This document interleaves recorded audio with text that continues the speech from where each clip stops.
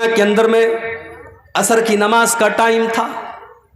अजान के 10 मिनट पहले मस्जिद नबवी से वॉकिंग डिस्टेंस पर एक नकाब की दुकान पर गया। नकाब खरीदा, मैंने सेलेक्ट कर लिया, पसंद कर लिया, रेट भी तय हो गया। मैं पैसा देने वाला हूं, नकाब देने वाला है। बगल में मस्जिद नबवी के लाउड स्पीकर से अजान की आवाज आने लगी, अल्लाहु अकबर अल्लाहु अकबर। दुकानदार ने काउंटर बंद कर दिया, पर्दे गिरा दिए, कहा शेख साहब बाद में आइएगा। मैंने कहा भाई मेरे अजान हो रही है, अभी तो जमात में 10 मिनट का टाइम है, अभी कोई मसला नहीं है, तुम पैसा ले लो, सामान दे दो। कहा नहीं, अजान हो चुकी है, इस बात की इजाजत नहीं है कि हम अजान होने के बाद कोई सौदा सलफ करें। आप नमाज के बाद आइए, दुकान मेरी खुली रहेगी, आपको सामान मिल जाएगा। अल्लाह की कसम, उस दुकानदार ने पैसा मेरी जेब में मौजूद है, उसने पैसा न लिया, उसने सामान न दिया। अजान की आवाज सुनने के बाद, ओ लोगों, आज सऊदी अरब के लोग बहुत बुराइयां करते हैं। अल्लाह की कसम, अपनी तमाम कमियों और कोताहियों के बावजूद आज भी इस्लाम अगर अपनी सच्ची हालत में पूरी कायनात के अंदर कहीं मौजूद है तो आपको उस मक्का मदीना की सरजमीन पर मिल जाएगा। अजान हो रही है, दुकान बंद, कोई सौदा नहीं होगा। मुझे कुरान की वो आयत याद आ गई, रिजालुल्लाह तुलहीहिम तिजारतु वला बैउन अन ज़िक्रिल्लाहि व इक़ामिस्सलाह। मेरे नेक बंदे तो वो हैं, मेरे नेक बंदे तो वो हैं, मेरे अल्लाह वाले बंदे तो वो हैं, उनका कारोबार कभी उनको नमाज से नहीं रोकता, उनकी तिजारत उनको कभी नमाज से नहीं रोकती। सीमांचल के जलसे मैं बहुत बोल चुका हूं, चैनल वालों से भी कई बार कहा है कि भाइयों इन जलसों को की शक्ल मत बिगाड़ो। आपसे भी बार बार कहता हूं कि इन जलसों की शक्ल न बिगाड़ो। माँ बहनों से बार बार कहता हूं, ये जलसे हैं, ये कुरान और हदीस के नाम पर कायम होते हैं, इन जलसों के तकद्दुस को पामाल न करो। जवान जवान लड़कियां सज धज करके, मेकअप करके, सवर करके इन जलसों में आ रही हैं, और वो बाश और बदमाश किस्म के लड़के रास्तों पर घूम रहे हैं। मेरे भाइयों, अगर जलसों का यही मकसद है तो अल्लाह के वास्ते इन जलसों को बंद कर दीजिए। चैनल वालों, आपने गली गली नुक्कड़ नुक्कड़ चैनल खोलें, तकरीरों के एक तकरीर के 50-50 रिकॉर्ड करने वाले कैमरे लगे हुए हैं। तकरीरों को आपने रिकॉर्ड किया, आपने अपने व्यूवर्स बढ़ाने के लिए, अपने देखने वालों की, अपने दर्शकों की तादाद बढ़ाने के लिए आपने तकरीर कुछ थी, आपने उस पर गर्मा गर्म कोई टॉपिक डाल दिया, जो मैंने अपनी तकरीर में जो बात कही भी नहीं, जिसका जिक्र भी मैंने न किया, वो बात आपने मेरी तकरीर में उसका टॉपिक बना दिया उसको। कितने चैनल वाले मेरी तकरीर के साथ नंगी औरत की तस्वीर मेरे फोटो के साथ लगाते हैं, और टॉपिक क्या रखते हैं, मेले में जाने वाली लड़कियां, ये टॉपिक लगाते हैं, और एक बेहुदा और उरिया लिबास पहने हुए एक लड़की की तस्वीर मेरे बगल में लगाते हैं। लोग व्हाट्सएप करके मुझसे पूछते हैं, मौलाना साहब इसका क्या जवाब है आपके पास? मेरे पास अल्लाह की कसम कोई जवाब नहीं है। पैसा कमाओ मेरे भाई, मगर पैसा कमाने के लिए इतना न गिर जाओ कि आप हलाल और हराम की हदों को भूल जाओ। इस चीज का भी आपको हिसाब देना पड़ेगा। आपने तकरीर के अल्लाह और उसके रसूल की बातों को सुनने वाली चीज के ऊपर आपने इतना गंदा थंबनेल लगाया है, कल आखिरत में आप क्या जवाब देंगे मेरे भाई? अल्लाह ने कुरान में फरमाया, इन्नल्लज़ीना युहिब्बूना अन तशियल फाहिशतु फिल्लज़ीना आमनू लहुम अज़ाबुन अलीमुन फिद दुनिया वल आखिरा। जो लोग ईमान वालों के दरमियान बेहयाई को फैलाते हैं, वल्गैरिटी को फैलाते हैं, नंगेपन को फैलाते हैं, उनको आखिरत में जो अजाब होगा उनको दुनिया में भी दर्दनाक अजाब होगा। आपने नंगेपन को फैलाया, आपने उरियानियत को फैलाया, इससे तो अच्छा था बॉलीवुड की हीरोइनों के इंटरव्यू ले लेते, इससे तो अच्छा था बॉलीवुड के गानों को रिकॉर्ड करके अपने चैनल पे डाल लेते, कम से कम तकरीरें तो बदनाम ना होती, कम से कम जलसे तो बदनाम ना होते। क्या हो रहा है मेरे भाई? जलसों के नाम पर क्या क्या हो रहा है हमारे यहाँ, क्या क्या खुराफात हो रही है। इतने जलसे हो रहे हैं, मगर हमारा नौजवान नमाज से आज भी दूर है। अल्लाह ने फरमाया ला तुल्हिकुम अमवालुकुम वला औलादुकुम अन ज़िक्रिल्लाह, माल के चक्कर में तुम अल्लाह को भूल न जाना, औलाद के चक्कर में तुम अल्लाह को भूल न जाना। और आज अगर कोई अल्लाह को भूल गया, उसकी जिंदगी में सब कुछ है, अल्लाह नहीं है, अल्लाह का जिक्र नहीं है, नमाज नहीं है, अल्लाह को याद नहीं करता है, तो दुनिया में तो जो होगा होगा, आखिरत में क्या होगा। वमन आरज़ान ज़िक्री फ़इन्न लहू मईशतन ज़न्का, जो हमें याद नहीं करेगा, जिसकी जिंदगी में सब कुछ होगा लेकिन अल्लाह नहीं होगा, उसकी जिंदगी को हम बेचैनी वाली जिंदगी बना देंगे। वो करोड़ों और लाखों कमाएगा लेकिन उसके घर में चैन न होगा, सास बहू के झगड़े उसके घर में होंगे, भाई भाई के झगड़े उसके घर में होंगे, उसके घर में ननद भाभी के झगड़े होंगे, उसके घर में देवरानी जेठानी के झगड़े होंगे, उसके घर में न चैन होगा न सुकून होगा, उसके बच्चे बीमार होंगे जो हमको याद नहीं करेगा। फ़इन्न लहू मईशतन ज़न्का, उसकी जिंदगी बेचैनी वाली बन जाएगी। वनहशुरुहु यौमल क़ियामति आमा, और कल क़यामत के दिन हम ऐसे इंसान को अंधा बना करके उठाएंगे। क़ाल रब्बि लिमा हशरतनी आमा, वो कहेगा अल्लाह मैं तो दुनिया में अच्छा खासा देखा करता था, मैं आज अंधा कैसे हो गया।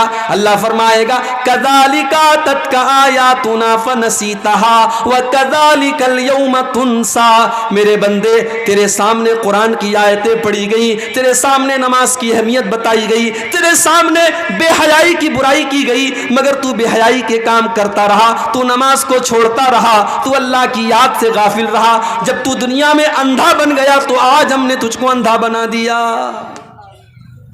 तो ये पहली आयत है कि अपने माल और औलाद के चक्कर में अल्लाह को मत भूलो। वमन यफ़अल ज़ालिका, और जो माल के चक्कर में अल्लाह को भूल जाएगा, जो औलाद के चक्कर में अल्लाह को भूल जाएगा, फ़उलाइका हुमुल खासिरून, उससे ज्यादा घाटे का सौदा कोई नहीं कर रहा है। हम ये समझ रहे हैं कि साहब हम दुकान कर रहे हैं, नमाज छोड़ करके हमारी दुकान में बड़ी बरकत हो रही, बड़ा पैसा आ रहा है। नहीं, पैसा तो आ रहा है मगर आप घाटे का सौदा कर रहे हैं। जानते हो फायदे का सौदा किसको कहते हैं?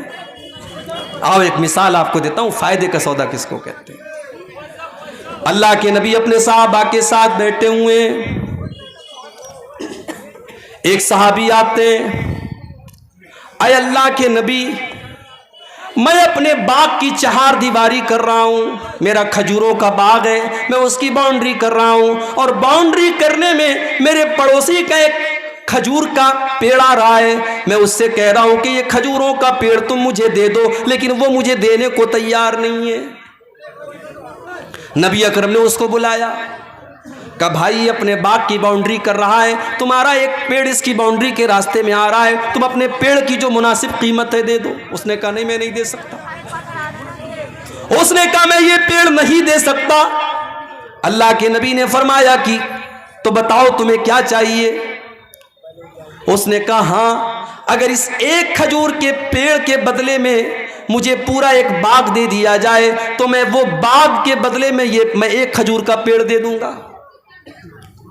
नबी अकरम ने अपने सहाबा से कहा ऐ मेरे सहाबा, कोई है जो इस पेड़ को खरीद ले, मैं उसको जन्नत की गारंटी देता हूं, इससे बेहतर खजूरों का बाग उसको जन्नत में मिलेगा। कोई है अल्लाह का बंदा जो अपना खजूरों का बाग इसको दे दे और इसका ये पेड़ खरीद ले।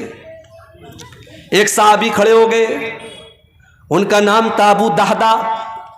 उन्होंने कहा अल्लाह के नबी मेरा एक बहुत बड़ा खजूरों का बाग है, मैं आपको गवाह बना करके कहता हूं कि मैं अपना खजूरों का बाग इसको दे रहा हूं और इसका वो एक खजूर का पेड़ मैं लेकर के अपने इस सहाबी भाई को दे रहा हूं। सौदा डन हो गया। अबू दादा दौड़े दौड़े घर आए, उनकी बीवी उसी बाग में गई हुई थी। मुस्नद अहमद के अल्फाज हैं, हजरत अबू दादा बाग के दरवाजे पर पहुंचे और बीवी को आवाज दी, ऐ उम्मे दादा, ऐ मेरी बीवी, तुम जल्दी से इस बाग से निकल जाओ, ये बाग मैंने अल्लाह की राह में दे दिया है। ऐ मेरी बीवी, मैंने एक खजूर के पेड़ के बदले में इस बाग को खरीद लिया है, इस बाग को बेच दिया है, और मुझे अल्लाह के नबी ने इस पर जन्नत में इससे बेहतरीन बाग की गारंटी दी है। आज के दौर की औरतें होती तो शौहर की ये बात सुनकर के 4 बातें सुनाती कि आपसे बड़ा बेवकूफ कोई नहीं देखा, आपसे बड़ा स्टूपिड कोई नहीं देखा कि आप एक पेड़ के बदले आप इतना बेहतरीन बाग आप बेच करके चले आए। आज की औरतें होती तो 4 ताने मार देती। लेकिन मेरी प्यारी माँ बहनों, नबी की सहाबियात की जिंदगी भी क्या जिंदगी थी। उम्मे दादा उस बाग से निकलती हैं और अपने शौहर से कहती हैं, ऐ मेरे शौहर, आपने बड़े फायदे का सौदा किया है, आपने बड़े मुनाफे का सौदा किया है, आपने जन्नत के बाग के बदले अपने बाग को दे दिया है, आपने कोई घाटे का सौदा न किया। ये थे साहबा। एक और साहबी थे, उनका नाम था सुहैब रूमी। हमारे यहाँ शेरशाबादी चलता है, अंसारी चलता है। इसी बिहार में दरभंगा में एक गांव है, वहाँ सड़क में दीवार बनी है, एक तरफ से अंसारियों का रास्ता, एक तरफ से शेख का रास्ता है। अंसारी के रास्ते से शेख नहीं जा सकता, शेख के रास्ते से अंसारी नहीं जा सकता। हम तो बिरादरियों में बटे हुए हैं, ठीक है, बिरादरी है तो है, लेकिन बिरादरी कोई फख्र की चीज़ नहीं है। शेरशाबादी ये सोचे मैं शेख और अंसारी और खान से अच्छा हूँ, खान ये सोचे मैं अंसारी से बेहतर हूँ, अंसारी ये सोचे मैं फला से बेहतर हूँ, ये इस्लाम की तालीम नहीं है। इन्ना अक्रमकुम इंदल्लाहि अत्काकुम, बिरादरी की बुनियाद पर किसी को कोई इज्जत हासिल नहीं है।